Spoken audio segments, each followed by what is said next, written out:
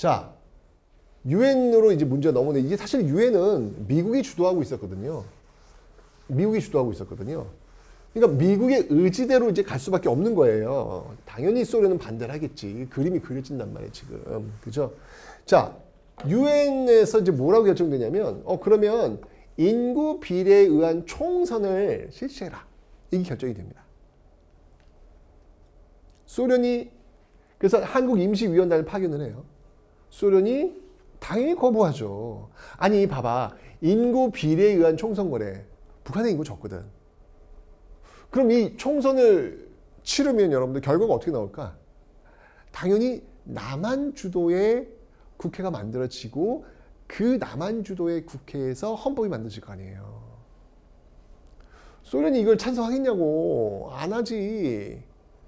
결국 한국임시위원단은 북한으로 못 들어갑니다. 그래서 이 문제가 다시 유엔 소총위로 넘어와요. 그러면 어떻게 해야 되냐 이 문제. 지금 소련이 거부하고 있는데 그러면 가능한 지역에서만이라도 일단 총선거를 해라. 그러니까 남한만이라도 하라는 거예요. 남한만이라도. 자, 이게 점점 분단이 기정사실화로 지금 가고 있는 겁니다. 지금. 남한만이라도 해라. 그래서 열린 총선거가 바로 이 1948년도에 있었던 50총선이라는 거예요. 그 결과 50총선 열리게 됩니다. 자, 이러니까 난리가 났습니다. 이게 지금 50총선을 한다는 얘기는 남한만 한다는 얘기 아닙니까? 그럼 남한에서만 지금 이게 정부가 만들어진다는 얘기인데 그럼 당연히 북한도 만들어질 거 아니에요. 북한은 뭐 사실은 이미 뭐 정부 수립을 위한 준비를 지금 다 하고 있는 상황이었어요. 형식적으로만 보여지지 않아서 그렇지 준비 다 돼 있는 상태인데 남한에서 딱 이렇게 해버려 정부 나와버리면 북한은 바로 나온단 말이에요. 이러면 남북이 각각의 정부가 들어서면서 결국 분단이 되는 거야. 이 당시에 있는 많은 지식인들이 이 분단에 대한 그 두려움이 있었어요. 야, 이거 한번 분단되면 이거는 전쟁으로 갈 거고, 이거 엄청난 동족상의 비극이 될 수밖에 없다라는 그 두려움이 있었거든요. 어떻게든 막으려고 했어요. 그 대표적인 인물이 바로 백범 김구예요.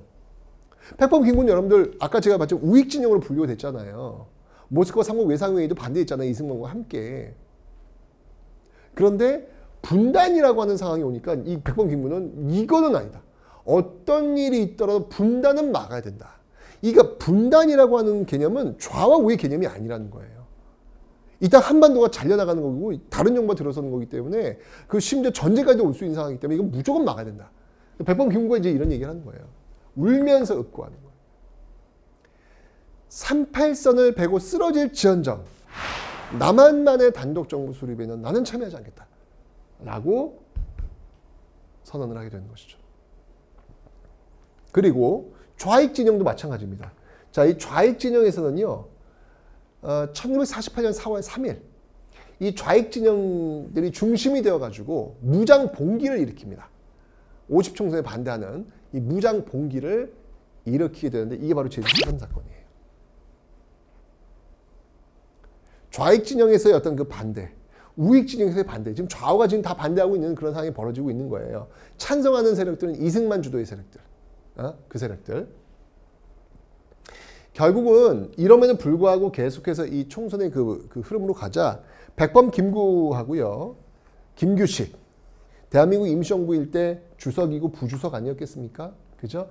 김구와 김규식. 김규식 같은 경우에는 또 앞에서 여러분들 그 좌우합작 운동을 이끌었던 그런 인물이기도 해요. 이 둘이 김일성을 만나는 거예요. 남북제정당 사회단체 대표 들이 모여가지고 회의를 합니다. 그래서 김일성에게 정부 수립하지 말라. 북한에서 정부 수립하지 마라. 라고 이제 이야기를 하는 것이죠. 근데 뭐 남한 정부 이제 만들어지니 뭐 이거 되겠습니까? 어쨌든 이게 바로 남북 협상이에요. 그러니까 이런 식으로 어떻게든 이 50총선을 막아보려고 했지만 막을 수가 없어요. 50총선은 그냥 흘러갑니다. 자, 하지만 여러분 이 50총선은 역사적 의미가 있죠. 왜냐하면 우리나라 최초의 보통 선거입니다. 우리나라 최초의 보통 선거입니다. 굉장히 중요한 의미가 있어요. 이게 여러분들 이 50총선이라고 하는 게 세계사적으로도 이게 이런 유래가 쉽지가 않아요. 여러분들 선거라고 하는 거는요. 투표권을 갖고 있는 게 옛날에는 왕이나 귀족들 그들만이 가지고 있었어요. 그러다가 부르주아들, 중산층들이 들고 일어나는 거야. 이게 혁명이죠. 그래서 그 부르주아들이, 남성들이 투표권을 가지게 됩니다. 자, 그러자 이제 부르주아들이 갖고 있는 이 투표권에서 우리도 달라! 라고 해서 남성 노동자들이 또 들고 일어나요. 투쟁 속에서 결국 남성 노동자들도 투표권을 갖게 됩니다. 중요한 건 여기까지 흘러오는데 여성들은 투표권이 없어요. 그러다가 여성들도 투표권을 갖게 되는데 여러분 프랑스 같은 경우 프랑스 혁명 유명하지 않습니까? 자유, 인권, 평화, 자유, 인권, 평등. 그 프랑스조차도 1940년대가 되어야 여성들이 투표권을 가져요. 굉장히 늦어요. 여러분들 전 세계에서 여성들이 투표권을 갖는 역사가 되게 짧아요. 몇십 년밖에 안 돼요. 게다가 미국 같은 경우에는요. 흑인들 투표권은 더 나중이야. 그러니까 누구나 1인 1표, 특정한 나이 이상이 되면 1인 1표를 갖는 우린 너무 당연해 보이지만 이게 인류 세계사적 역사를 봤을 때 굉장히 짧은 역사예요. 근데 우리는 1948년 5월 10일 총선을 통해서 이걸 한 번에 다 해버려. 남녀노소 할 것 없이 일정한 나이가 되면 누구나 다 1인 1표가 될 수 있는 보통선거를 한 거예요. 엄청난 겁니다, 이거는요. 엄청난 겁니다. 어쩌면 그런 역사적 의미가 있어요. 그럼에도 불구하고 한계는 뭐냐면 이게 시행되면서 이제 남북의 분단은 기정사실로 된다는 것. 자, 총선이라고 하는 건 여러분들 누굴 뽑는 거냐면 국회의원을 뽑는 거예요. 국회의원. 왜? 국회의원들은 법을 만드는 사람들이잖아요. 헌법을 만들기 위해서. 바로 이 국회의원들을 뽑았고 그 국회의원들에 의해서 제헌헌법이라는 게 만들어집니다. 우리나라 최초의 헌법이죠. 제헌헌법에서는요. 대통령을 간접선거로 뽑는다라고 결정을 해요. 간접선거. 지금은 직접선거죠. 지금은 국민이 직접 뽑죠. 국회에서 대통령을 뽑는 거예요. 그러니까 국민들이 국회의원을 뽑고 그 국회의원들이 대통령을 뽑는 간접선거. 이 방식으로 제헌헌법이 만들어지게 되고 이 헌법에 의해서 이제 드디어 대한민국 정부가 수립이 된 거예요. 어쨌건 간에 대한민국 정부. 대한민국 정부 수립되니까 바로 북한에서도 조선민주주의 인민공화국을 선포해버려요. 북한은 이미 다 준비를 해왔어. 아주 금방 준비되어 있어요. 조선민주주의 인민공화국을 선포하면서 결국은 분단된 거예요.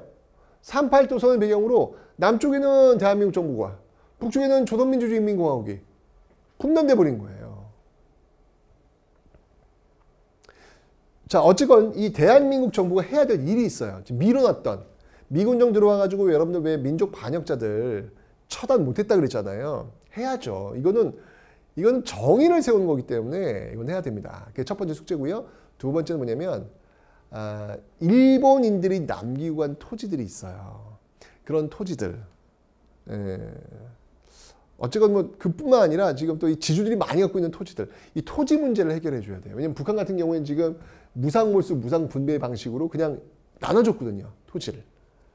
북한은 어쨌건 좋을 거 아니야. 물론 이제 나중에 협동농장화로 다 뺏기긴 하지만 어쨌건 지금 이 시점 속에서는 북한은 지금 토지를 나눠줬다고요. 그 소식을 남한 농민들이 들었어. 어떻게 생각하겠어? 왜 우리는 안 줘? 나올 거 아니에요. 그러니까 이 대한민국 정부가 해야 될 일이 두 가지가 뭐냐면 민족 반역자 처단, 두 번째는 토지 분배. 이게 이제 가장 중요한 거예요. 두 개 숙제. 자, 그래서 이 대한민국 정부에서는요. 그 민족 반역자들을 처단하기 위해서 반민족 행위자 처벌 특별위원회를 만들어요. 국회에서. 특별위원회를 만든단 말이에요.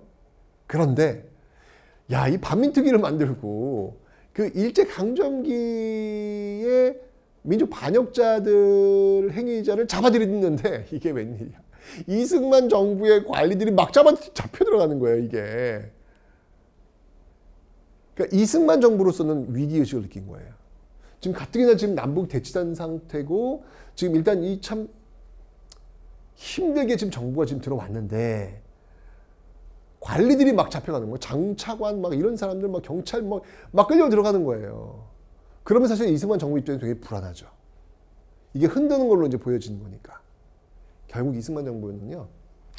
반민특위 도움을 주지 않습니다. 도움을 주지 않아요. 오히려 반민특위 의원들을요. 간첩으로 몰아버립니다. 국회 프락치. 국회의원들 중에 프락치. 간첩이 있다는 이야기예요. 그 간첩들을 잡아들이니까 이 반민특위 의원들이 막 들어가 있는 거야. 공격하는 거죠. 그러니까 반민특위를 공격하는 거죠. 결국은 이제 반민특위는 결국은 지탱하지 못하고요. 공소시효 축소. 그러니까 일제강점기 때 그 친일행위했던 사람들, 여러분 독일에서 나치 활동을 했던 사람들은요 공소시효가 없어요. 지금도 여러분 뉴스 가끔 보면은 90세 넘은 할아버지가 나치 활동으로 끌려가는 일이 벌어집니다. 공소시효가 없기 때문에 그래요. 그런데 공소시효를 아예 짧게 축소해가지고 그냥 털어버리는 거예요. 굉장히 아쉬운 순간이에요. 그러니까 이게 안 되다 보니까 지금까지도 그때는 다 그랬어. 이제 과거를 보지 말고 미래를 바라보자. 뭐 이런 얘기들이 나올 수밖에 없는 거예요. 이게 안 됐거든요. 이게 반민특위, 이게 이제 반민족 행위자들의 처벌이 안 이루어진 거야. 제가 얘기했잖아요. 반민족 행위자 처벌은요, 이건 정의를 세우는 일이라고요. 근데 그게 안 이루어지다 보니까 지금까지도 이게 문제가 되는 거예요. 배워야 돼요, 여러분들 이런 거는. 역사의 정의를 세운 일은 그때 좀 아프고 고통스럽더라도 해야 돼요. 이걸 안 하고 그냥 다음으로 넘기자 하면 이건 계속해서 문제가 될 수밖에 없는 거예요. 결국 반민특위는 와해가 됩니다. 하지만 농지개혁은 이뤄냅니다. 농지개혁은요. 유상매입, 유상분배. 이건 제가 나중에 다시 한번 설명드릴 거예요. 농지개혁은 이뤄내고 있지요. 네. 자, 이렇게 지금 하고 있는 과정 속에서 어쨌든 남북은 지금 바로 정부가 만들어졌고 결국은 북한이 남침을 하면서 6.25 전쟁이 발발하게 되는 거예요.